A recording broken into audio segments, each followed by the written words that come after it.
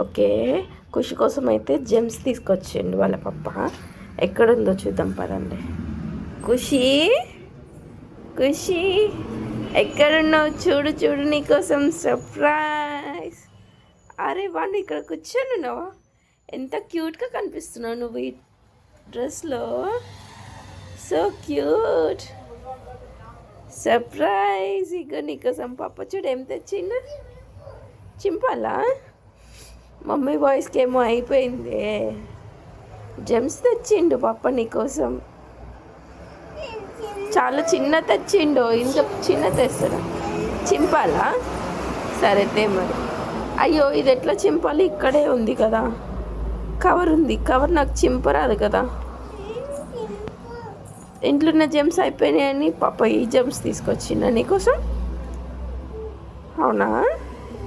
ఎంత క్యూట్గా కనిపిస్తున్నావు. ఇంత ఇంత గుడ్లు వేసుకొని చుట్టున్నావు ఎందుకు?